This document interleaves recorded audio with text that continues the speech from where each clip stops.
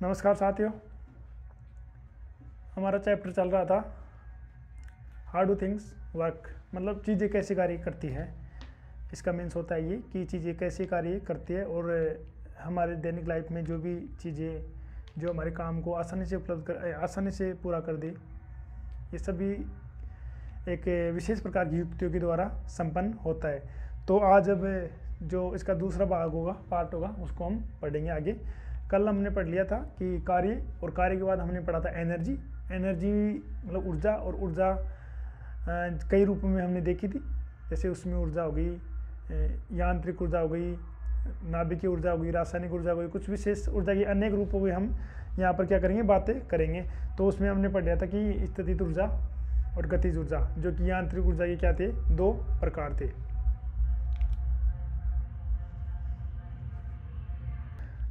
तो ये सब पढ़ने के बाद आज हम पढ़ेंगे क्या, तापमापी या थर्मामीटर। और जो तापक्रम होता है, तापक्रम के लिए जिस उपकरण का उपयोग करते हैं वह क्या होता है, तापमापी यानी कि थर्मामीटर कहलाता है। तो हम पढ़ेंगे क्या, तापमापी या थर्मामीटर। तो आज की जो हमारा टाइटल रहेगा पहला, वो रहेगा तापमापी, बोले तो थर्मामीटर। ये हमारा आज का पहला टाइटल रहेगा। अब देखो कि क्या होगा, मतलब तापमान होता है, उसके मापन के लिए जिस उपकरण का क्या किया जाता है, यूज किया जाता है, उपयोग किया जाता है, वह क्या कहलाता है, थर्मामीटर कहलाता है। कि तापक्रम के मापन के लिए जिस उपकरण का उपयोग करते हैं, इसकी अगर डेफिनेशन की बात करते हैं यहाँ पर देखो, नाम से स्पष्ट है, तापमापी। ताप का मतलब टेम्परेचर और मापी का मतलब मापना। तो तापमान को मापने वाला उपकरण। तो तापक्रम के मापन के लिए जिस उपकरण का क्या किया जाता है, यूज किया जाता है, देखते हैं इधर। तापक्रम के मापन के लिए, तापक्रम के मापन के लिए जिस उपकरण का उपयोग किया जाता है,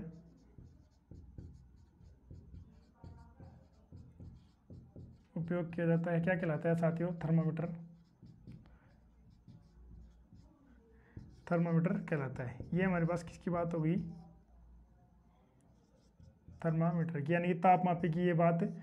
तापक्रम के मापन के लिए जिस उपकरण का क्या किया जाता हो, उपयोग किया जाता है, क्या कहलाता है, थर्मामीटर, तापमापी कहलाता है।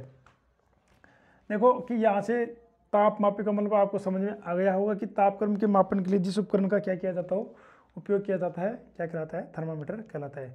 अब देखो, विभिन्न प्रकार के थर्मामीटर विज्ञान प्रयोगशाला में क्या किए जाते हैं, यूज किए जाते हैं।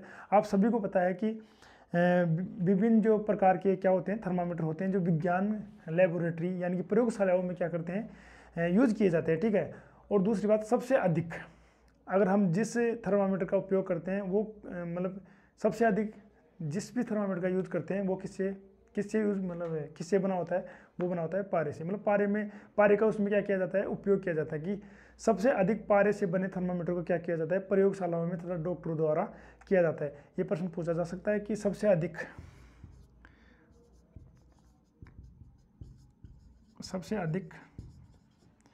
अगर बात करते हैं प्रयोग की या फिर उपयोग की, तो प्रयोगशाला में और डॉक्टरों के द्वारा,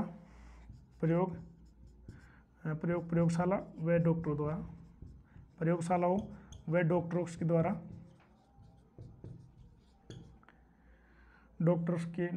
द्वारा जिस तापमापी का या फिर थर्मामीटर का यूज किया जाता है,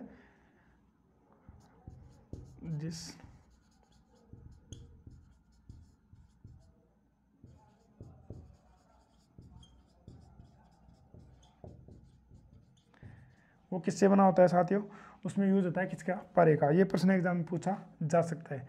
तो उसमें किसका यूज होगा साथियों, उसमें यूज किसका होगा, पारे का। ये प्रश्न यहाँ से इम्पोर्टेंट बनता है हमारे लिए कि सबसे अधिक प्रयोग प्रयोगशाला में डॉक्टरों के द्वारा जिस भी थर्मामीटर का यूज किया जाता है, उसमें यूज जिस धातु का होता है, जिस केमिकल का होता है, वो होता है पारा। ठीक है, ये बात यहाँ तक समझ में आ गई होगी। अब इसके बाद हम देखते हैं कि कितने प्रकार के क्या हो सकते हैं। जैसे बात करते हैं कि कितने प्रकार के तापमापी हो सकते हैं। तापमापी मतलब थर्मामीटर के टाइप्स ऑफ थर्मामीटर। तो एक होता है क्लिनिक थर्मामीटर या तापमापी। या क्लिनिक का मतलब वो क्या है कि क्लिनिकों में जिस थर्मामीटर का यूज़ किया जाता है उसकी प्राइस क्या होती है, इस बारे में हम जानेंगे। और दूसरा होता है हमारे पास प्रयोगशाला तापमापी। तो ये दो प्रकार के हो जाएंगे हमारे पास। तो पहले की बात करेंगे क्या, क्लिनिकल थर्मामीटर या ताप मापी। तो पहले की बात करते हैं क्लिनिकल।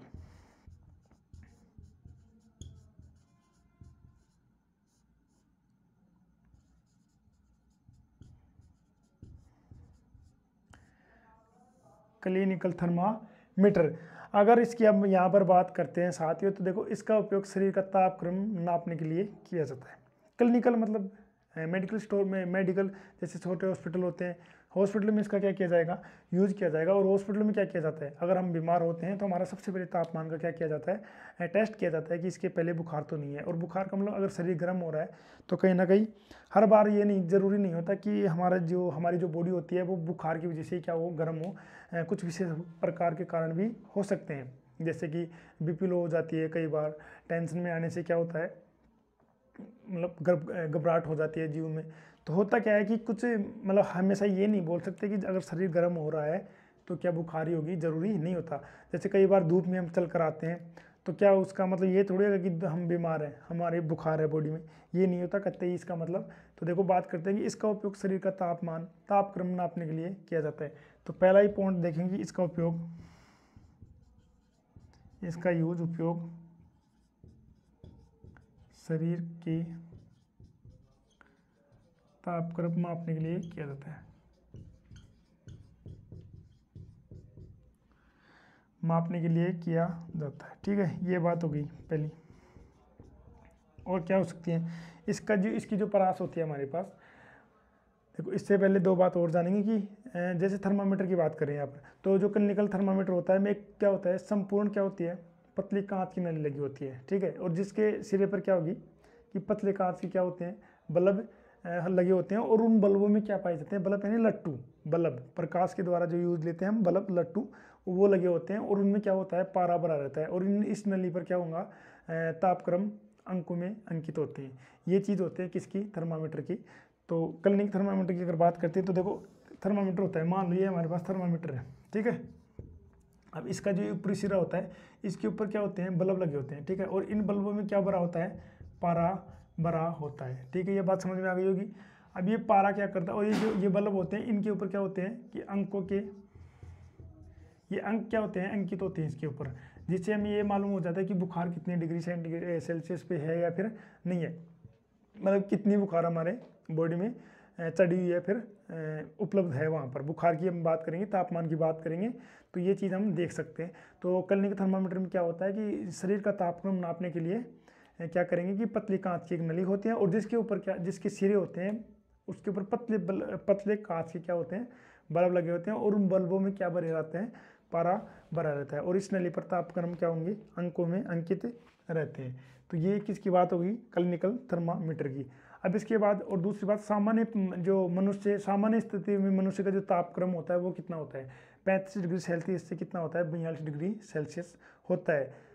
और देखो इससे अधिक नहीं होता, लेकिन और यही कारण होता है कि जो क्लिनिक थर्मामीटर होते हैं इनकी जो परास होती है वो होती है हमारे मतलब 32 डिग्री सेंटीग्रेड सेल्सियस से 42 डिग्री सेल्सियस तक होती है। तो ये बात भी आप नोट करना कि जो सामान्य क्या होते हैं, सामान्य परिस्थितियों में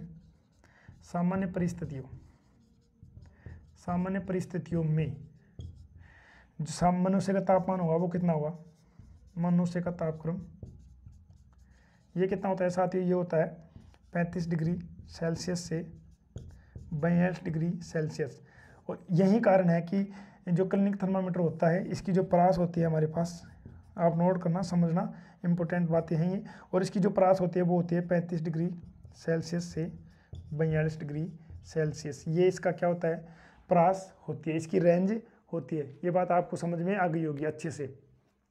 अब देखो, और स्वस्थ मनुष्य का शरीर का तापक्रम कितना होता है, 37 डिग्री सेल्सियस, या फिर हमारे पास से अगर फ़ारेनहाइट में देखें तो वो कितना होता है, 98.6 फ़ारेनहाइट, 98.6 डिग्री फ़ारेनहाइट। ये क्या होता है, सामान्य मनुष्य का तापमान होता है। तो ये प्रश्न भी इम्पोर्टेंट है कि सामान्य मनुष्य के शरीर का तापमान होता है कितना, सामान्य मनुष्य शरीर के तापक्रम की बात करते हैं तो वो कितना होता है साथियों, तो वो होता है हमारे पास 37 डिग्री सेल्सियस, या फिर अगर देखें फ़ारेनहाइट में तो वो कितना हो जाएगा 98.6 डिग्री फ़ारेनहाइट। ये हमारे पास क्या हो जाएगा मानव शरीर का सामान्य तापमान, यानी कि जब मनुष्य क्या हो स्वस्थ स्थिति में हो तो तब क्या होता है उसका तापमान ये होता है। और प्राणियों की बात करते हैं तो ये हमारे पास तापक्रम हो गया। और सबसे अधिक जो प्रयोगशाला और डॉक्टरों के द्वारा जिस पारे का यूज़ किया जाता है, जिस थर्मामीटर का यूज़ किया जाता है, उसमें पारे का क्या किया जाता है सर्वाधिक उपयोग किया जाता है। यानी कि पारे के बने हुए क्या होते हैं थर्मामीटर होते हैं। और थर्मामीटर कैसे होते हैं, क्योंकि थर्मामीटर जो होते हैं इनके ऊपर क्या होंगे कि इनके जो सिरे होते हैं वो पतली कांच की ये नली होती है, और इन पे जो अगर सिरे होते हैं सामने वाले मतलब आगे वाले जो सिरे होते हैं उन पर पतली कांच के बल्ब लगे होते हैं, और इन बल्बों में क्या होता है पारा भरा हुआ होता है, और इस बल्बों के ऊपर क्या होंगे अंकों में अंकित नंबर अंकित रहते हैं। ठीक है, जिससे हम यह पता कर लेंगे कि बुखार कितना बुखार हमारी इस बॉडी में उपस्थित है। फिर दूसरी बात, सामान्य परिस्थिति में अगर मनुष्य का तापक्रम देखते हैं तो वो होता है 35 डिग्री सेल्सियस से 42 डिग्री सेल्सियस। लेकिन और यही कारण है कि जो क्लिनिक थर्मामीटर होते हैं उसकी जो रेंज होती है या प्रास होती है वो होती है 35 डिग्री सेंटीग्रेड से 42 डिग्री सेंटीग्रेड। और दूसरी बात, सामान्य मनुष्य का जो तापक्रम होता है वो कितना होता है 37 डिग्री सेल्सियस या फिर 98.6 डिग्री सेल्सियस। हमने कल ये पूरा फॉर्मूला भी देखा था, पिछली क्लास नहीं देखी हो तो एक बार देखना, फिर ये और क्लियर हो जाएगा। फिर इसके बाद अगर बात करते हैं अपन क्या, ये तो कौन सी किसकी बात होगी क्लिनिकल थर्मामीटर की। इसके बाद बात करते हैं कि प्रयोगशाला थर्मामीटर। दूसरा हमारे पास जो होता है वो होता है प्रयोगशाला थर्मामीटर, प्रयोगशाला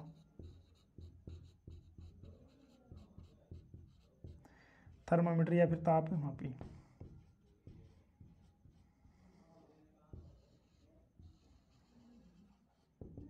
ठीक है साथियों, ये हमारे पास जो होगा लेबोरेटरी थर्मामीटर। तो अब इसके बाद अगर बात करते हैं अपन तो प्रयोगशाला जो तापमापी की परास होती है वो होती है -10 डिग्री सेल्सियस से 110 डिग्री सेल्सियस।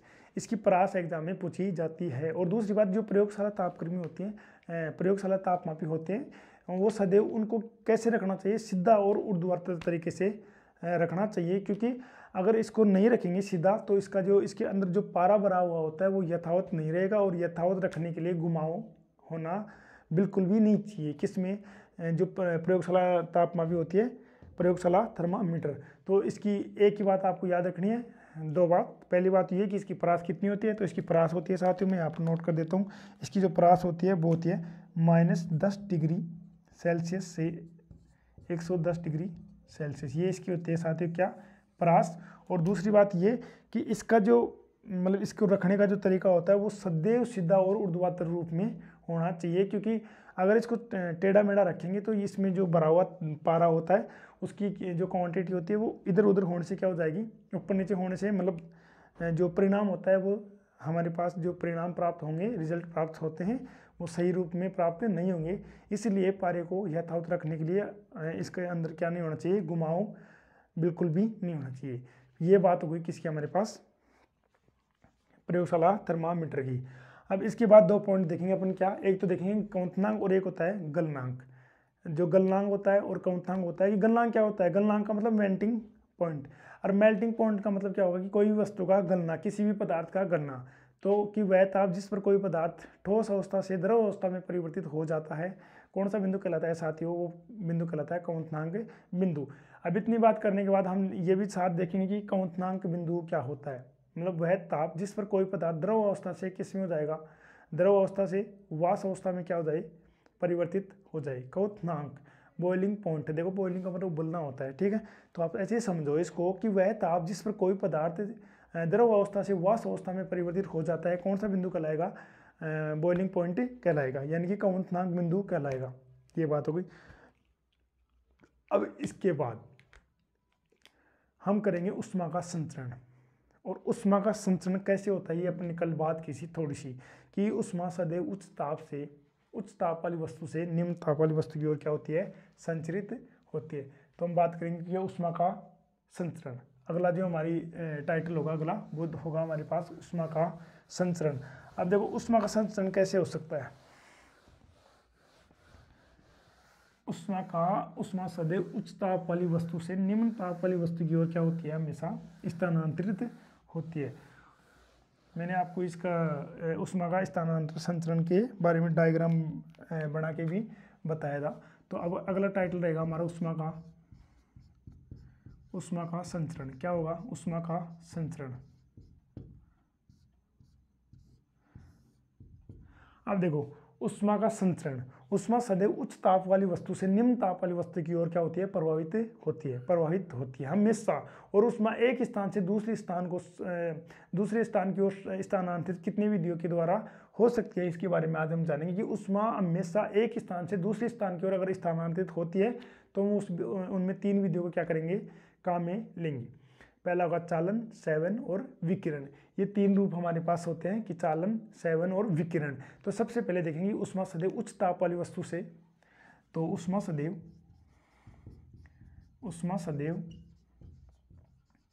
उच्च ताप वाली वस्तु से निम्न ताप वाली वस्तु की ओर प्रवाहित होती है। ये बात आपको बताना होना चाहिए।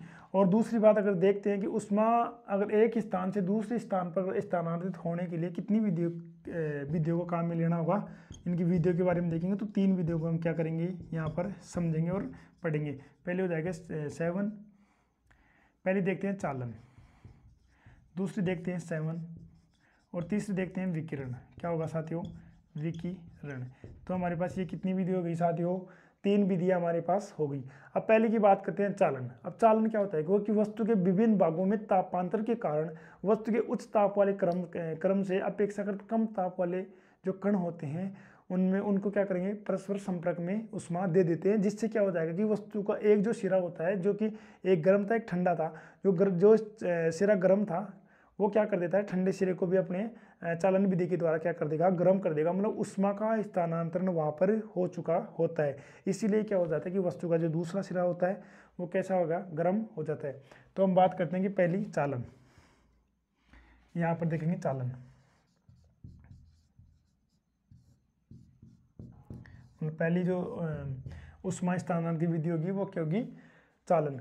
और चालन की बात करते हैं कि वस्तु के विभिन्न भागों में तापांतर के कारण, आप नोट कर सकते हो कि वस्तु के विभिन्न भागों में तापांतर के कारण वस्तु में ऊंचे ताप वाले कण अपेक्षाकृत कम ताप वाले कणों को परस्पर क्या कर लेंगे? संपर्क में आ जाते हैं और संपर्क में आने से उसमें क्या दे देंगे? ऊष्मा दे देते हैं। अगर नेक्स्ट की बात करते हैं हम यहाँ पर,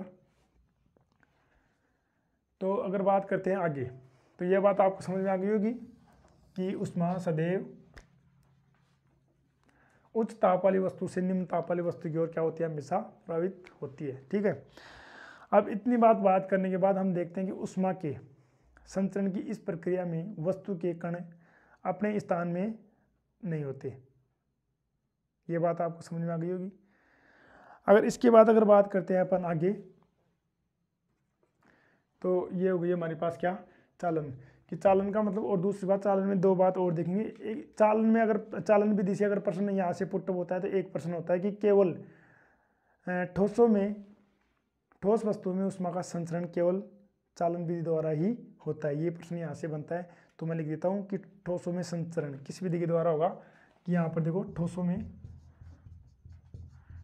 में संचरण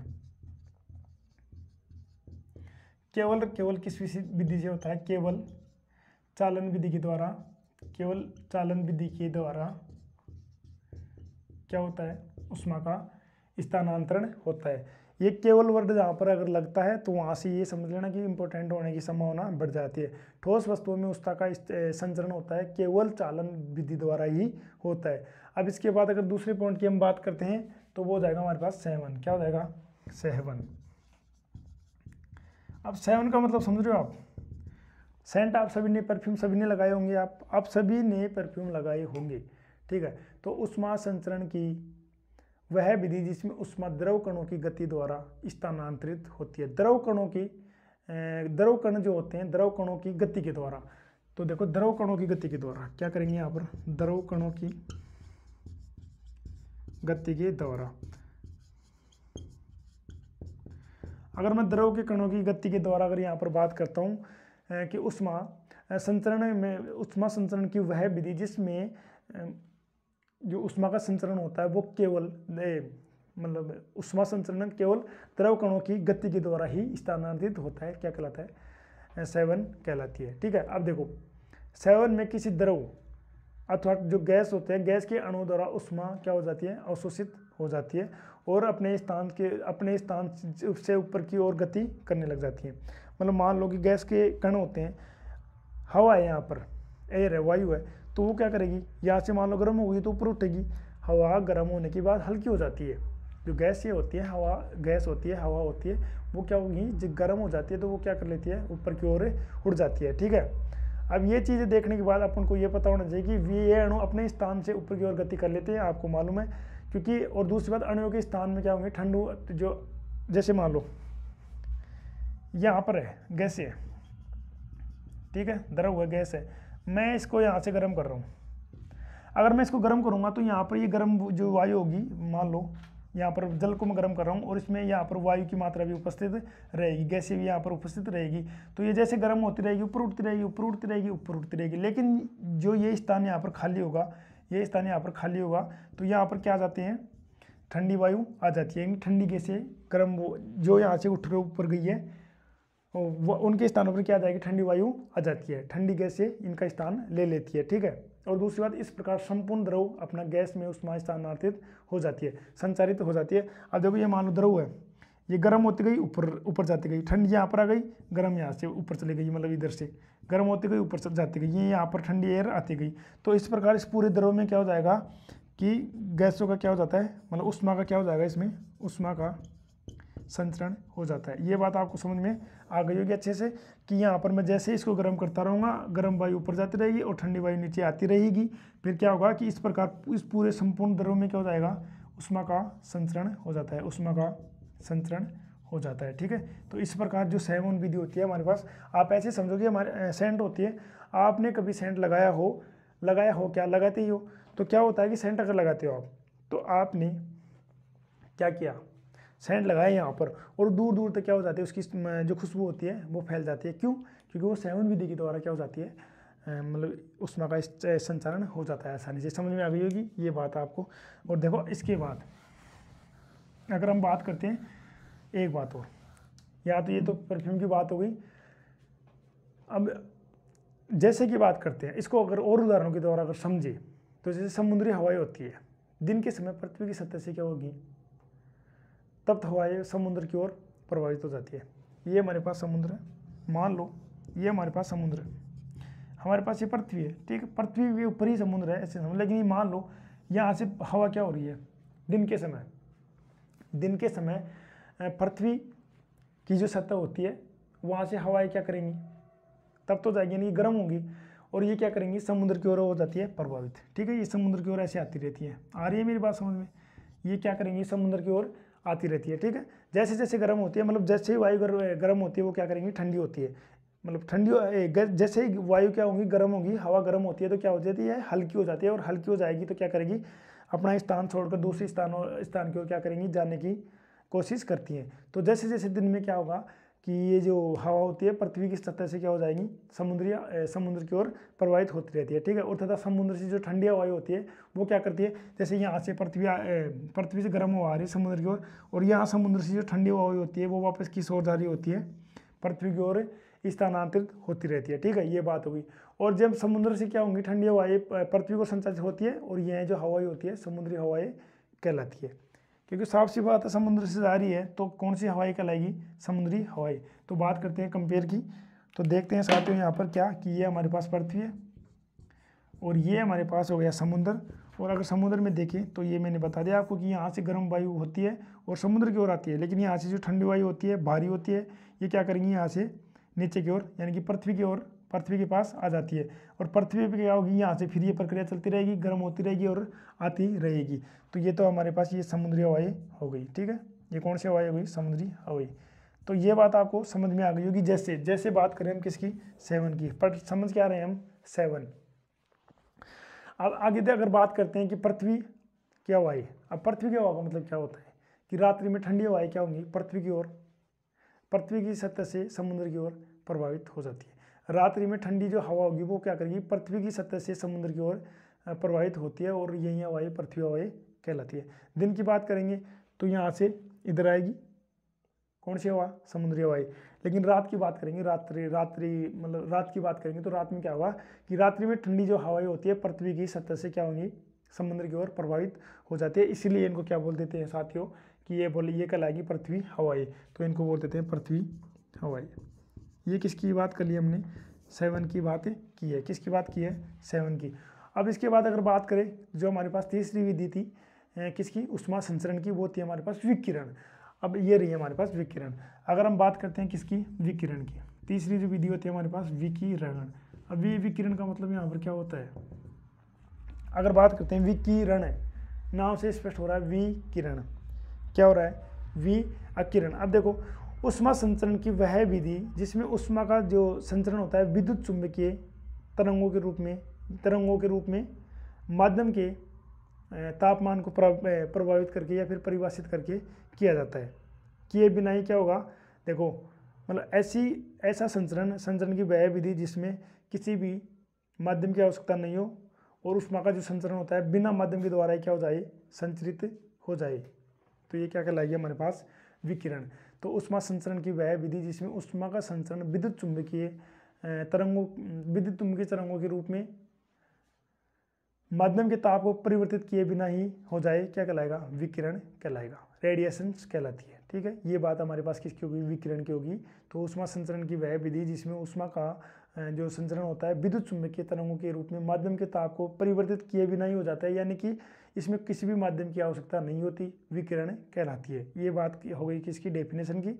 अगर आगे इसमें बात करते हैं तो उष्मा संचरण की सबसे तीव्र विधि होती है सूर्य से उष्मा। इस विधि से क्या होगा, संचरित होता है।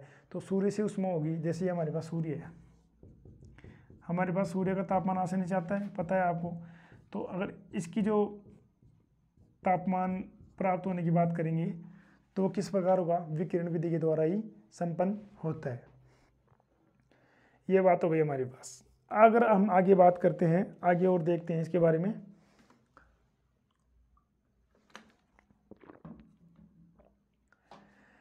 अब देखो ये चीजें हो गई यहाँ पर, विकिरण की हो गई, चालन की हो गई, सेवन की हो गई। लेकिन विकिरण के बारे में 2 बात और जानेंगे अपन। क्या होगा कि अगर सभी तप्त ठोस द्रव गैसें इस विधि के द्वारा क्या कर लेते हैं, उष्मा संचरण करते हैं। जितने भी ठोस होते हैं, जितने भी द्रव होते हैं और जितने भी गैस होते हैं, वो सभी क्या करेंगे, इस विधि के द्वारा क्या करते हैं, उष्मा स्थानांतरित यानी कि संचरण करते हैं। ठोस सभी ठोस द्रव व गैस, ये तीनों क्या करेंगे साथियों, इस विधि के द्वारा उष्मा संचरण करते हैं। और अगर बात करें केवल ठोस की तो वो होता है चालनों के द्वारा। ये बात आपको पता होनी चाहिए। अगर बात करते हैं इसके आगे, इसमें क्या होगा, जितने भी ठोस जितने भी द्रव, इन सभी में क्या होगा। और देखो इन विकिरणों के संचरण के माध्यम की आवश्यकता नहीं होती, मैंने पहले भी बता दिया कि इन विकिरणों के माध्यम से जो संचरण होता है उनमें किसी भी प्रकार के माध्यम की आवश्यकता नहीं होती कि। और दूसरी बात, जो हमारे पास अवशोषित ऊष्मा होती है, अवशोषित ऊष्मा का मतलब कि अवशोषित ऊष्मा किसी भी पदार्थ के द्वारा ऊष्मा का अवशोषण करना, ये हमारे पास कौन सी ऊष्मा हो जाती है, अवशोषित ऊष्मा। तो जो हमारे पास एब्जॉर्प्ट यानी कि अवशोषित ऊष्मा की मात्रा होती है वस्तु के रंग पर निर्भर करती है। आपको पता है इस चीज़ का कि वस्तु का जितना जैसा कलर होता है उसी आधार पर उष्मा का क्या होता है साथियों, मतलब अवशोषण होता है। ये चीज़ आपको पता है। जैसे हम ब्लैक वस्तु पे ब्लैक शर्ट पहनते हैं या फिर ब्लैक कलर की जो भी कपड़े पहनते हैं, वो क्या कर लेते हैं कि सूर्य की किरण को एक बार अवशोषित कर लेते हैं लेकिन वापस जाने नहीं देते। तो इससे क्या होता है, ये हमारे पास, हम गर्मी में ब्लैक कपड़े ज़्यादा यूज क्यों लेते हैं, आपने कभी सोचा। वो इसलिए लेते हैं साथियों क्योंकि हम जब भी ब्लैक शर्ट पहनते हैं या फिर ब्लैक वस्तुएं पहनते हैं, ब्लैक कपड़े पहनते हैं, तो ये होता क्या है इसमें एक्चुअल में कि जो सूर्य का प्रकाश की जो किरणें होती हैं वो अगर ब्लैक कलर पे पड़ती है तो वो एक बार आ तो जाती है लेकिन उनको वापस जाने नहीं देता ये ब्लैक कलर। तो इससे क्या हो जाएगा, हमारे पास हमें ऊष्मा की ज़्यादा प्राप्ति होती है, जिससे हमारा शरीर जो होता है ठंड से क्या करेगा, सुरक्षा महसूस करता है। इसलिए क्या होगा, सर्दियों में हम गर्म ब्लैक कपड़े पहनते हैं। आई बात समझ में, कभी पहन के देखना। और सर्दियों में हम क्या करते हैं, ब्लैक कपड़े पहनते हैं। और गर्मियों में हम सफ़ेद कपड़े पहनना ज़्यादा पसंद करते हैं क्योंकि कोई भी किसी प्रकार की किरणें क्या नहीं होती, अवशोषित नहीं होती। ठीक है, ये बात होगी। अब पृथ्वी की सतह के अंदर एक केंद्र पर बहुत क्या होता है, तापमान अधिक होता है। पृथ्वी का केंद्र हुआ ये हमारे पास पृथ्वी है, इसका ये केंद्र हुआ, यहाँ पर तापमान क्या रहेगा, सर्वाधिक तापमान। क्या रहेगा यहाँ पर, सर्वाधिक तापमान। अब देखो ये हमारे पास पृथ्वी का केंद्र है। ठीक है, अब इसमें होता क्या है कि पृथ्वी की सतह के अंदर की जो केंद्र होता है उस पर तापमान क्या होगा, बहुत अधिक होता है। ठीक है, और सभी पदार्थ मतलब वहाँ पर क्या होंगे, द्रव अवस्था में ही हो सकते हैं, क्योंकि तापमान ज़्यादा रहेगा तो कोई वस्तु अगर ठोस रहेगी तो इस तापमान की वजह से क्या हो जाएगी, पिघल जाएगी, गल जाएगी। तो यहाँ पर सभी जो वस्तु होते हैं, सभी जो पदार्थ होते हैं वो किस अवस्था में होंगे, द्रव अवस्था में ही पाए जाते हैं। ये बात हो गई हमारे पास। अब इसके बाद आगे अगर देखते हैं दो बात और, तो देखो ये पृथ्वी है, समझ रहे हो आप, इसमें और क्या हो सकता है, तो पृथ्वी की सतह पर क्या होंगे, स्थित जो चट्टानें होती हैं, जितनी भी प्रकार की चट्टानें होती हैं और उनका जो तापमान हो जाती है उनमें क्या हो जाएगी, वृद्धि हो जाती है। इसी की वजह से, इस केंद्र की वजह से जो पृथ्वी की सतह पर जो चट्टानें होती हैं उनके तापमान में क्या हो जाएगी, वृद्धि हो जाती है। ठीक है, और दूसरी बात, यदि यहाँ पर वर्षा का जो जल होता है संग्रहित होने की संभावना रहेगी तो क्या हो जाएगा, जल का तापमान जल का तापक्रम होता है वो भी बहुत अधिक बढ़ जाता है। और जल के यह तप्त स्रोत के लिए जो, जैसे आप कई बार देखते हो कि कहीं से किसी भी डूंगर से, पहाड़ से या फिर पर्वत से क्या आ रहा है, गर्म पानी, गर्म झरना आ रहा है, वो इसी की वजह से क्या होता है, वो पानी क्या हो जाता है, गर्म हो जाता है। तो ये बात हो गई हमारे पास किसकी, विकिरण की बात कर ली। तो ऊष्मा संचरण की विधि के बाद हमने बारे में बात कर ली। चालन, सेवन, विकिरण। चालन की बात कर लेंगे। तो चालन की हमने देख ली कि केवल ठोस, इस विधि के द्वारा केवल ठोसों में क्या होता है, ऊष्मा का संचरण होता है। ठीक है, फिर सेवन की बात करी और सेवन के बाद हमने विकिरण की बात की। तो ये हमारे पास किसकी बात हो गई, ऊष्मा का संचरण, ये टाइटल हो गया पूरा। अब अगर इसकी बात करते हैं कि प्रकाश ऊर्जा, प्रकाश ऊर्जा, आप अच्छे से भली भांति प्रकार से जानते हो कि प्रकाश ऊर्जा क्या होती है।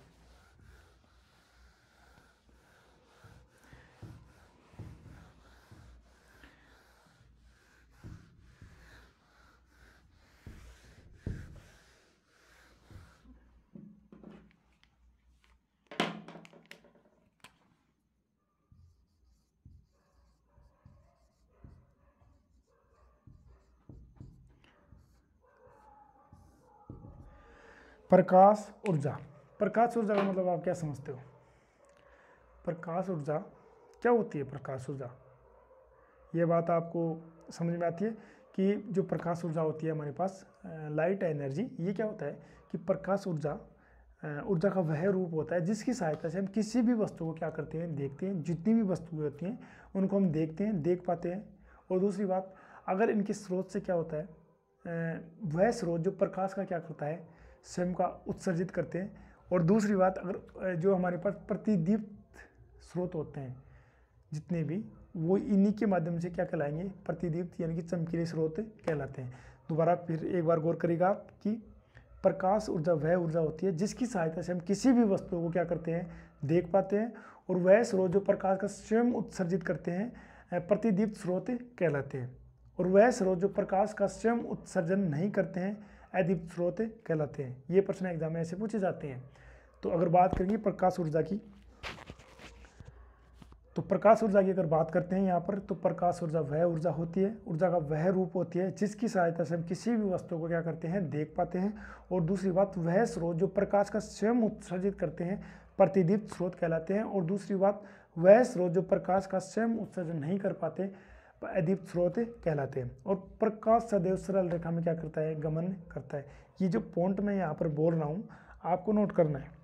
क्या करना है, नोट करना है कि प्रकाश ऊर्जा, ऊर्जा का वह रूप होता है, ऊर्जा का वह रूप जिसकी सहायता से हम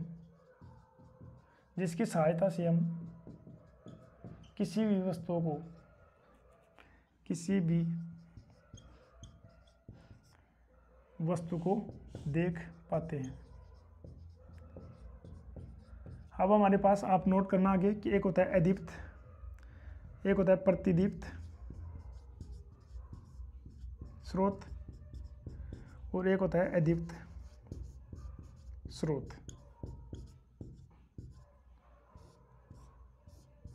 इनको आप नोट करना कि प्रतिदीप्त क्या होता है। देखो प्रतिदीप्त और अदीप्त, अब इसका मतलब क्या होता है कि वह प्रकाश का वह स्रोत, प्रकाश यानी कि वह स्रोत जो प्रकाश का स्वयं क्या करे, उत्सर्जन करते हैं, प्रतिदीप्त पदार्थ प्रतिदीप्त स्रोत कहलाते हैं, सोर्सेज कहलाते हैं। और दूसरी बात हमारे पास अदीप्त स्रोत, ये क्या होते हैं, अदीप्त स्रोत यानी कि वह प्रकाश यानी कि वह स्रोत जो प्रकाश का स्वयं उत्सर्जन नहीं कर पाते, क्या कहलाएंगे, अदीप्त स्रोत कहलाते हैं। और एक बात और, जो प्रकाश होता है वो क्या करेगा, प्रकाश हमेशा या फिर सदैव ऑलवेज क्या करेगा, सीधी रेखा में गमन करता है। क्या करता है, सीधी रेखा में गमन करता है। सीधी रेखा मतलब सरल रेखा में क्या करेगा, ये गमन करता है। ठीक है, सरल रेखा में क्या करता है, ये गमन करता है। और दूसरी बात, अगर प्रकाश ऊर्जा की बारे में और कुछ अगर जानने की कोशिश करते हैं तो वह पदार्थ जिसमें आर पार स्पष्ट रूप से देखा जा सकता है क्या कहलाएगा, पारदर्शी कहलाते हैं। तो ये हमारे पास एक पॉइंट हो गया, क्या, पारदर्शी। तो आप नोट करना क्या होता है पारदर्शी। पारदर्शी की बात करते हैं तो वह क्या होंगे, वह पदार्थ जिसमें हम आर पार स्पष्ट रूप से देख सकते हैं वो क्या कहलाएगा, पारदर्शी पदार्थ कहलाते हैं। और दूसरी बात, वह पदार्थ जिससे प्रकाश आंशिक रूप से गुजर जाता है, आंशिक पारदर्शी कहलाते हैं। और दूसरी बात, और जो आंशिक पारदर्शी होते हैं वो किसको बोल सकते हैं हम, उदाहरण देखेंगे कि वह प्रकाश जिनमें हम आंशिक रूप से या फिर थोड़ा थोड़ा देख सकते हैं, आंशिक रूप का मतलब स्पष्ट रूप से नहीं देख सकते, तो वो क्या कहलाएगा हमारे पास, आंशिक पारदर्शी, आंशिक पारदर्शी क्या कहलाएंगे, आंशिक पारदर्शी। तो आंशिक पारदर्शी क्या होता है कि वह पदार्थ जिनमें हम मतलब आंशिक रूप से क्या कर सकते हैं, आर पार देख सकते हैं। उदाहरण की बात करते हैं यहाँ पर तो कागज़ हो जाएगा, और जितने चिकना जो पदार्थ होते हैं, चिकना कागज़, चिकने पदार्थ की नहीं बोलकर हम बोलेंगे चिकना कागज़। क्या बोलेंगे यहाँ पर, चिकना कागज़। अगर चिकना कागज़ होता है उसमें हम क्या कर सकते हैं, देख तो सकते हैं लेकिन स्पष्ट रूप से नहीं देख सकते। तो ये हमारे पास क्या हो गया, चिकना कागज़। तो ये हमारे पास आंशिक अपारदर्शी हो गए। फिर अगर आगे बात करते हैं तो हमारे पास क्या होता है, जैसे जिन पदार्थों में क्या होगा, अगर प्रकाश आर पार नहीं गुजर पाता उन्हें अपारदर्शी कहते हैं।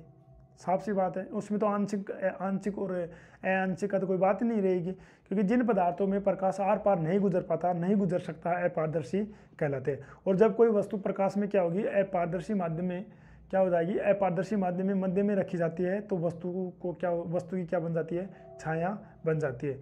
ये बात समझ में आई आपको कि जब कोई वस्तु प्रकाश व अपारदर्शी के मध्य रखी जाती है तो वहाँ पर क्या बन जाती है, छाया बन जाती है। कैसे बन जाएगी, ये हमारे पास एक कोई पिलर है, पुलिया है, कुछ भी है, यहाँ से इसके ऊपर प्रकाश, सूर्य का प्रकाश क्या हो रहा है, यहाँ पर पड़ रहा है। तो यहाँ पर अगर सूर्य का प्रकाश पड़ रहा है तो इसकी क्या बनेगी, यहाँ पर इसकी क्या बन जाएगी साथियों, छाया बन जाती है। मतलब ये हुआ कि जो पदार्थ अपारदर्शी होते हैं, ये पारदर्शी का मतलब जिसके अंदर सूर्य का प्रकाश या फिर प्रकाश आर पार नहीं गुजर सकता, अपारदर्शी पदार्थ कहलाते हैं। लेकिन छाया कब बनती है, ये बात आपको पता होनी चाहिए कि जब कोई वस्तु प्रकाश व अपारदर्शी माध्यम के मध्य रखी जाती है तो वस्तु की छाया बनती है। और दूसरी बात, जब सूर्य ग्रहण, चंद्र ग्रहण ये होते हैं, मतलब सूर्य ग्रहण, चंद्र ग्रहण छाया बनने के कुछ उदाहरण होते हैं। समझ रहे हो आप, जो सूर्य ग्रहण होते हैं और जो चंद्र ग्रहण होते हैं, ये किन के उदाहरण माने जाते हैं, छाया बनने के कारण ही इनको क्या बोलते हैं, मतलब इनका निर्माण जब भी होता है जब छाया बनने की कोई घटना घटित होती है। जब सूर्य ग्रहण और चंद्र ग्रहण छाया बनने के क्या होते हैं साथियों, उदाहरण, कुछ उदाहरण है। ठीक है, और दूसरी बात, जो हमारे पास घड़ियों के डायल होते हैं वो इसी सिद्धांत पर बने होते हैं, छाया के स्थान पर। और दूसरी बात, ये बात हो गई, तो ये बात आपको जानने को मिली। और आगे अगर देखें तो जैसे कैमरे होते हैं, कैमरे आप सभी ने देखे होंगे, ठीक है। तो जितने भी प्रकार के कैमरे होते हैं, मतलब सूची छिद्र कैमरा प्रकाश के सरल रेखीय गमन के सिद्धांत पर कार्य करता है। ये चीज़ आपको मालूम होनी चाहिए, ध्यान रखना कि जितने भी सूची छिद्र होते हैं, सूची छिद्र कैमरे वाले जो प्रकाश होते हैं वो सरल रेखीय गमन के सिद्धांत पर कार्य करते हैं। यानी कि प्रकाश जिस सिद्धांत पर गमन करता है उसी के आधार पर ये कैमरे कार्य करते हैं। और सूची छिद्र कैमरे द्वारा बना जो प्रतिबिंब होता है वो वास्तविक और उल्टा तथा धुंधला होता है, और जिसमें वास्तविक वस्तु के सभी गुण निहित होते हैं। ये बात, ये सूची छिद्र कैमरे होते हैं विशेष प्रकार के। तो इन जो भी ये जिस सिद्धांत पर ये कार्य करता है वो करता है कि सरल रेखीय गमन के सिद्धांत पर कार्य करते हैं। और वह क्षेत्र जहाँ अगर हम बात करते हैं कि वह क्षेत्र जहाँ पर क्या हो कि प्रकाश स्रोत से प्रकाश नहीं पहुँच पाता, वो क्या कहलाता है? वो कहलाएगा परछाया। कि वह क्षेत्र जहाँ प्रकाश स्रोत से नहीं पहुँच पाता, ये बात आप नोट करना, प्रश्न ऐसे पूछा जा सकता है। परछाया क्या हो गया? ये परछाया क्या होती है पता होना चाहिए। कि वह क्षेत्र, इसकी डेफिनेशन बता रहा हूँ, वह क्षेत्र जहाँ प्रकाश स्रोत से नहीं पहुँच पाता क्या कहलाता है? परछाया कहलाता है। ठीक है। और यह क्या होगा? ये मतलब प्रकाश नहीं पहुँच रहा तो क्या होगा? यह धुंधला दिखाई देता है। साफ सी बात है, अगर प्रकाश नहीं पहुँच रहा तो धुंधला दिखाई देगा, कॉमन सी बात है। अगर धुंधला दिखाई देता है और वह क्षेत्र जहाँ स्रोत के प्रत्येक भाग से प्रकाश नहीं पहुँच पाता, उपछाया कहलाता है। किसी भी भाग से क्या होगा? प्रकाश नहीं पहुँच सकता। किसी भी भाग से अगर प्रकाश नहीं पहुँच पाता तो वो कहलाएगा उपछाया। क्या कहलाता है? उपछाया। तो ये हमारे पास देखो कुछ पॉइंट है एग्जाम में, आप अगर नोट करना चाहते हो तो लिख सकते हो आराम से मेरे साथ साथ।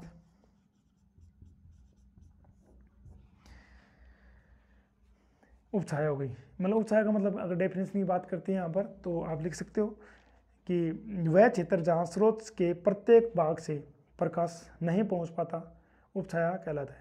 और कोई भी जैसे पॉलीस्टार अथवा जो चमकीली पृष्ठ होते हैं दर्पण की तरह व्यवहार कर लेंगे।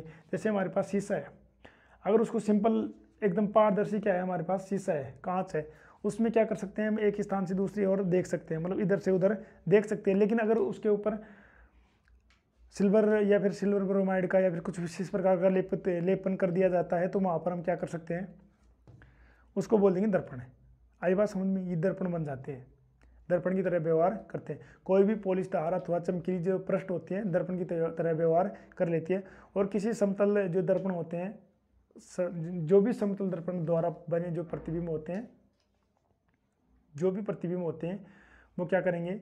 सीधा समान आकार का तथा दर्पण की जो पीछे बनती है उतनी दूरी पर होती है। जैसे मान लो समतल की बात करते हैं, ये हमारे पास शीशा है, दर्पण है, मैं यहाँ से 3 मीटर हूँ, तो हमारी जो परछाई बनेगी वो पीछे कितनी बनेगी? वो भी 3 मीटर दूरी पर ही बनेगी। ये बात आपको समझ में आती होगी, पहले पढ़ा होगा, नहीं पढ़ा हो तो देख लेना कि यहाँ से जितनी 3 मीटर अगर इधर बिंब है तो उसका प्रतिबिंब भी कितनी दूरी पर बनेगा? 3 मीटर पर के दूरी पर ही इनका क्या बनेगा? प्रतिबिंब बनता है। ये बात हो गई। अब देखते हैं कि पर्दे वाली घटना। पर्दे जानते हो? पर्दे मतलब पर्दे का मतलब कि पर्दे के ऊपर अगर प्रकाश डालते हैं तो उनमें क्या हो जाएगा? हमें मतलब जिस भी पदार्थ की या फिर वस्तु की फोटो उसके ऊपर डालते हैं वो हमें आसानी से दिखाई दे देती है। इसकी घटना क्या होती है? पर्दे पर बनने वाले प्रतिबिंब वास्तविक होते हैं। पता है आप सभी को, जितने भी पर्दे पर प्रतिबिंब बनते हैं, फिल्मों में हो गया, सिनेमा में हो गया, पर्दे पर बनने वाले प्रतिबिंब वास्तविक प्रतिबिंब होते हैं। और किसी समतल दर्पण से बने प्रतिबिंब को पर्दे पर प्राप्त नहीं किया जा सकता, क्योंकि समतल दर्पण से बने जितने प्रतिबिंब होते हैं उनको पर्दे पर प्राप्त कैसे कर सकते हैं? आप शीशा लेना, मतलब दर्पण लेना और देखना कि पर्दे के ऊपर उसका जो प्रतिबिंब वास्तविक रूप से क्या बनेगा, ऐसे बनाना आप। जैसे आपके पास सपोज करो ये हमारे पास शीशा है, दर्पण है, इसमें आपकी इस परछाई दिखाई दे रही है। अगर यहाँ से मैं इस परछाई को वहाँ पर डालने की कोशिश करता हूँ, नेक्स्ट पर्दे पर यहाँ से पर्दे पर डालने की कोशिश करता हूँ तो क्या होगा? इसकी परछाया नहीं बनती है, नहीं बन पाएगी। लेकिन पर्दे पर बने जो इतने प्रतिबिंब होते हैं वो वास्तविक होते हैं, लेकिन किसी समतल दर्पण से बने जितने प्रतिबिंब होते हैं उनको पर्दे पर प्राप्त नहीं किया जा सकता, क्योंकि ये आभासी प्रतिबिंब होते हैं। आभासी तो हम देख रहे हैं, रियल थोड़ी है, इसके अंदर आभासी प्रतिबिंब होते हैं। ये बात हो गई किसकी? अब दूसरी बात करते हैं कि वक्रीय चमकीले पृष्ठ क्या होंगे? गोली दर्पण कहलाते हैं। गोली दर्पण की श्रेणी में आ जाते हैं। हमारे जितने भी वक्रीय दर्पण होते हैं वो किसकी श्रेणी में आ जाएंगे? गोली दर्पण की श्रेणी में शामिल कर लिए जाते हैं। और अगर बात करें यहाँ से और बात करें प्रकाश के बारे में तो क्या बात कर सकते हैं यहाँ पर कि यदि गोली दर्पण होगा, जितने भी गोली दर्पण की परावर्तक सतह अवतल होती है। अवतल का मतलब और उत्तल का मतलब क्या होता है? अवतल और उत्तल क्या होता है जानते हो आप? अवतल और उत्तल देखो, एक होती है हमारे पास उत्तल और एक होता है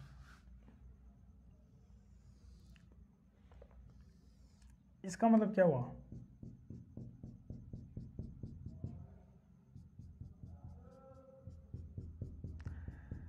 देखो साथियों, ये हमारे पास उभरा हुआ क्षेत्र है, उभरा हुआ वक्र है, दिखाई दे रहा होगा आपको। ये हमारे पास क्या होगा, उभरा हुआ तल है ये, तो इसको बोलते हैं उभरा हुआ उत्तल। लेकिन ये हमारे पास देखो बाहर की तरफ इसके क्या है, मतलब ये दसा हुआ है, बाहर की तरफ पॉलिश की हुई है, तो ये तो हमारे पास हो जाएगा अवतल और ये हो जाएगा हमारे पास उत्तल। अवतल और उत्तल ये जो दर्पण होते हैं, ये तो अवतल दर्पण हो जाएगा और ये उत्तल दर्पण हो जाएगा। क्या हो जाएगा साथियों, ये हो गया दर्पण और ये भी क्या हो जाएगा, दर्पण। देखो जो उभरा नाव से स्प्लिट हो रहा है, ऐसे याद करो परमानेंट, जैसे उभरे की बात करते हैं, ये उभरा, अगर ये उभरा हुआ कोई पृष्ठ है तो ये किस श्रेणी में आ जाता है, उत्तल की श्रेणी में आ जाता है, क्योंकि देखो ऐसे उभरा हुआ, ऐसे उत्तल, ऐसे समझो आप, तो उभरा हुआ है, लेकिन ये कोई अगर दसा हुआ है अंदर की तरफ, ऐसे ये अंदर की तरफ, ये हो जाएगा अवतल। लेकिन ये उभरा हुआ है, ये हो जाएगा उत्तल। और इसकी पहचान कैसे करेंगे, देखो इसके ऊपर मैंने यहाँ पर पॉलिश कर दी बाहर की तरफ, तो ये दसा हुआ अंदर वाला भाग हो गया ना, तो इसको बोल दिया उत्तल। और अगर मैं बात करूं इसकी, तो इसके अगर अंदर की तरफ मैं पॉलिश कर दूंगा तो इसका उभरा हुआ भाग बाहर की तरफ हो गया, तो ये हो जाएगा उत्तल। तो ये होते हैं क्या, अवतल और उत्तल दर्पणों की बात यहाँ पर हमने कर ली।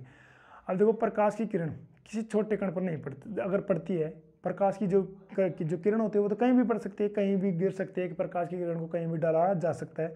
अगर प्रकाश की किरण यहाँ पर इस पॉइंट पे पड़ रही है, मार्कर पे पड़ रही है, मैंने ऊपर इसका हाथ ऐसे कर लिया, तो वो प्रकाश किरण रुक जाएगी, क्योंकि ये मेरा हाथ है वो क्या है, अपारदर्शी माध्यम, अपारदर्शी है, पारदर्शी नहीं है, तो इसकी जो किरण है वो यहाँ पर नहीं पड़ पाएगी। लेकिन मैं इसको हटाऊंगा, यहाँ पर डाला आसानी से क्या कर सकते हैं, प्रकाश की किरण को डाल सकते हैं।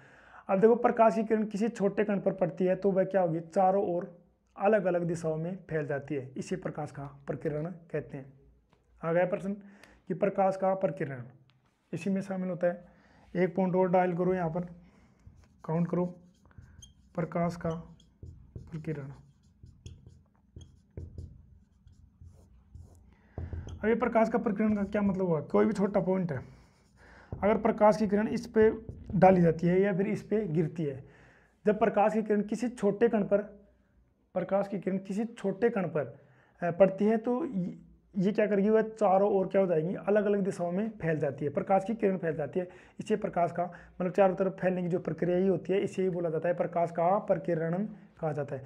किसी भी प्रकाश की किरण किसी भी छोटे कण पर अगर पड़ती है तो वह चारों ओर क्या हो जाएगी, अलग अलग दिशाओं में फैल जाती है, इसे क्या बोलते हैं, प्रकाश का प्रकीर्णन कहा जाता है। ये बात हो गया। आज प्रकाश के बारे में देखो इतनी चीज़ें लिखा होना संभव नहीं है, लेकिन जो बोल रहा हूँ उसको आप अच्छे से उतार सकते हो। और अगर प्रकाश के जो मतलब इस गुण के कारण अगर प्रकाश का रंग क्या होगा, जो प्रकीर्णन होता है इस गुण के कारण कुछ ना कुछ तो होता होगा, तो प्रकाश के इस गुण के कारण प्रकाश का रंग कैसा दिखाई देगा, नीला दिखाई देता है। तो ये बात भी आपको याद रखनी होगी कि जो प्रकाश का नीला रंग का दिखाई देना किसकी वजह से होता है, प्रकाश का प्रकीर्णन के कारण क्या होता है, प्रकाश नीला दिखाई देता है। तो प्रकाश के इस गुण के कारण, नोट करो, प्रकाश के इस गुण के कारण आकाश का जो रंग होगा वो कैसा दिखाई देता है, नीला। कैसा दिखाई देता है साथियों, नीला। और मतलब सवेरे, और अगर बात करते हैं सुबह शाम की बात करते हैं, सुबह शाम अगर अपन देखते हैं तो सूर्य का रंग कैसा दिखाई देता है, हमें लाल दिखाई देता है, और समुद्र का जो रंग होता है वो कैसा दिखाई देता है, नीला दिखाई देता है। तो ये सभी घटनाएं किसकी वजह से होती हैं, प्रकीर्णन के कारण होती हैं। सुबह के समय, सवेरे के समय क्या होगा, सवेरे और शाम सूर्य का रंग लाल हो जाता है और समुद्र का जो रंग होता है वो नीला दिखाई देता है, ठीक है। और उत्तल दर्पण द्वारा बना प्रतिबिंब आभासी होता है।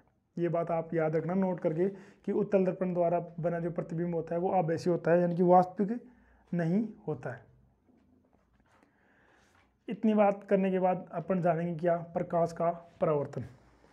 परावर्तन क्या होता है कि जब कोई प्रकाश की किरण एक निश्चित दिशा से, मतलब जब कोई प्रकाश की किरण एक निश्चित माध्यम से आकर परावर्तक सतह से टकराकर उसी निश्चित माध्यम में वापस चली जाती है, एक निश्चित कोण से वापस चली जाती है, यही क्या कहलाता है, प्रकाश का परावर्तन। तो बात करेंगे प्रकाश के परावर्तन की।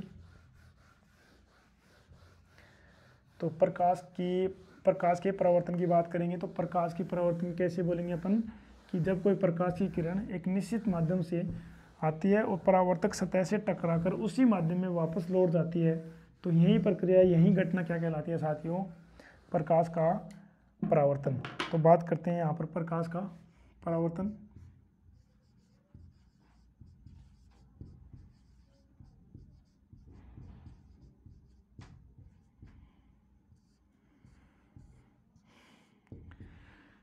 बात करते हैं साथियों प्रकाश के परावर्तन की। जब प्रकाश की एक किरण पॉलिश की गई सतह, देखो ये ऐसे होते हैं, आपतित किरण, परावर्तित किरण और अभिलंब। तो ये हमारे पास परावर्तक पृष्ठ, देखो ऐसे समझेंगे, ये हमारे पास परावर्तक पृष्ठ होती हैं, ठीक है। यहाँ से ये किरण आ रही है आपतित किरण, ये कौन सी किरण हो जाएगी, आपतित किरण है, और उसी माध्यम में क्या कर रही है, लोड जा रही है। और ये जो परावर्तक पृष्ठ होता है ये कैसा होता है, पॉलिश किया हुआ। तो हमारे पास ये क्या हो जाएगा, परावर्तक पृष्ठ, क्या हो जाएगा साथियों, परावर्तक पृष्ठ। और ये कैसा होता है, पॉलिश किया हुआ पृष्ठ होता है। और ये हमारे पास क्या होता है, अभिलंब, क्या होता है, अभिलंब। तो इसमें क्या होगा कि जब कोई प्रकाश किरण पॉलिश की हुई परावर्तक सतह से टकराकर उसी माध्यम में क्या हो जाती है, लौट जाती है वापस उसी माध्यम में, देखो यहाँ से आ रही है, उसी माध्यम में यहाँ से जा रही है। ये जो सारे कोण होंगे ये बराबर होते हैं, कैसे होते हैं, बराबर होते हैं। तो अगर बात करें डेफिनेशन की कि प्रकाश की एक किरण पॉलिश की हुई पृष्ठ से सतह पर क्या होगी, पड़ती है, तो वह समान माध्यम में वापस लौट जाती है। मतलब ये आपतित किरण, ये हमारे पास क्या हो गई, पढ़ क्या रहे हैं, प्रकाश का परावर्तन, तो ये क्या हो जाएगी, परावर्तित किरण, क्या हो जाएगी, परावर्तित किरण, क्या हो जाएगी साथियों, परावर्तित किरण। तो बात करते हैं कि जब कोई प्रकाश की किरण किसी परावर्तक सतह से या फिर पृष्ठ से टकराकर उसी माध्यम में लौट जाती है, यही का परिघटना क्या कहलाती है, प्रकाश का परावर्तन कहलाती है, ठीक है। और आपतित प्रकाश की दिशा में परिवर्तित जो आपतित किरण और परावर्तित किरण होती है, इन दोनों के मध्य जो कोण होता है वो क्या होगा, समान होता है। ये बात हो गई यहाँ तक। अब देखते हैं इसके बाद आगे। देखो हमारे पास अगर बात करते हैं कि परावर्तन के नियमों की, नियम क्या होते हैं परावर्तन के, ये बात आपको मालूम होनी चाहिए। तो अगर बात करते हैं कि देखो आपतित किरण अभिलंब के साथ जो कोण बनाती है आपतन कोण कहलाता है, सीधी सी बात है। ये किरण आ रही है और ये जो कोण रहेगा वो क्या कहलाएगा, आपतन कोण कहलाएगा। लेकिन ये जा रहा है यहाँ से, ये परावर्तित कोण हो जाएगा, सीधी सी बात है। तो आपतन कोण मतलब कोण आई, ये हमारे पास आई मतलब आप इन्फ्लुएंस रे, तो मतलब आने वाली आई, इसको डिनोट करेंगे किससे, कोण आई, ये कोण आई, इसको किससे डिनोट करेंगे, कोण आई से। और तथा जो हमारे पास परावर्तित किरण होती है अभिलंब के साथ जो कोण बनाती है उनको बोलेंगे क्या, परावर्तन, रिफ्लेक्शन रे, यानी कि परावर्तक कोण, क्या बोलेंगे, रिफ्लेक्शन एंगल, परावर्तन कोण, जिसको बोलते हैं आर, किससे करेंगे, कोण आर से। ये हमारे पास कोण आर और ये हमारे पास कोण आई हो गया। दोनों आपतित कोण, आपतन कोण और परावर्तन कोण, ये दोनों आपस में क्या करेंगे, एक दूसरे के, देखो ये यहाँ से आएगी इधर से जाएगी, तीनों एक ही तल पर होते हैं, ये परावर्तन के नियम होते हैं। तो बात कर लेंगे प्रकाश के नियमों की, प्रकाश के परावर्तन के नियमों की। तो अगर बात करें कि प्रकाश के नियम क्या होते हैं, नियम प्रकाश के परावर्तन के नियम, दो नियम होते हैं, आपतन कोण का मान और परावर्तन कोण का जो मान होता है वो क्या होगा, दोनों के दोनों बराबर होते हैं, ठीक है। आपतित किरण और परावर्तित किरण तथा अभिलंब तीनों एक ही तल में स्थित होते हैं, ये दो ही क्या होंगी, इसके नियम होते हैं। तो हमारे पास देखते हैं कि आपतन कोण आई बराबर परावर्तन कोण आर, ये दोनों क्या होंगे, बराबर होते हैं। एक नियम तो ये होता है और दूसरा जो नियम होता है वो होता है आपतित किरण, अभिलंब और परावर्तित किरण तीनों एक ही क्या होंगे, इस तल में स्थित होते हैं, दिखाई दे रहा होगा। तो दोनों नियमों की बात करेंगे, एकदम याद ही करेंगे कि आपतन कोण का मान परावर्तन कोण के बराबर होता है, अर्थात कोण आई बराबर कोण आर हो गया, मतलब आपतन कोण और परावर्तन कोण हो गया। और दूसरी बात आपतित किरण, परावर्तित किरण और तथा अभिलंब तीनों क्या होंगे, एक ही समान तल में स्थित होते हैं। यदि प्रतिबिंब का आकार वाई के आकार के समान व सीधा हो तो परावर्तक पृष्ठ समतल हो जाता है। तो हमारे पास ये परावर्तक का पृष्ठ हो गया और ये हमारे पास प्रकाश का परावर्तन हो गया। अब देखो इसके बाद क्या होगा कि हम देख रहे थे कि परावर्तन के प्रकार। तो परावर्तन के प्रकार होते हैं दो, एक होता है नियमित परावर्तन और एक होता है अनियमित परावर्तन। तो अगर इसके प्रकारों की बात करते हैं तो प्रकार हो गया हमारे पास दो, मौखिक देख लेते हैं, एक होता है नियमित, एक होता है अनियमित।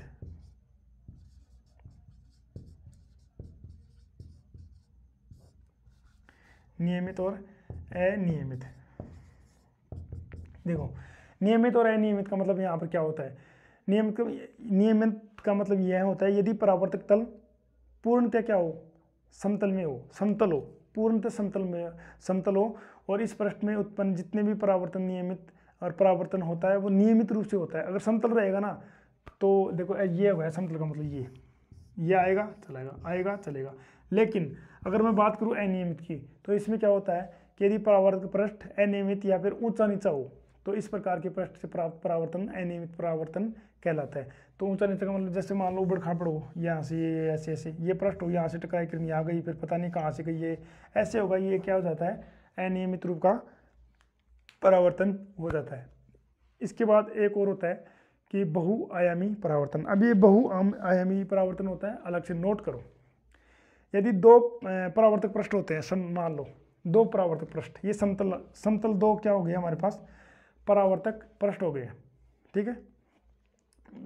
यदि दो समतल पृष्ठ किसी कोण पर झुके हुए हैं, दोनों क्या किए हुए हैं, किसी भी कोण पर झुके हुए हैं और उनके मध्य कोई भी क्या नहीं कोई भी वस्तु स्थित है सपोज करो, तो उनमें क्या होंगे प्रतिबिंब प्राप्त होते हैं। साफ सी बात है, अगर दो प्रतिबिंब रहेंगे यहाँ पर तो उन दोनों के मध्य क्या होगा, वस्तु अगर स्थित है तो वहाँ पर क्या होगा, उस वस्तु के प्रतिबिंब प्राप्त होंगे, साफ सी बात है।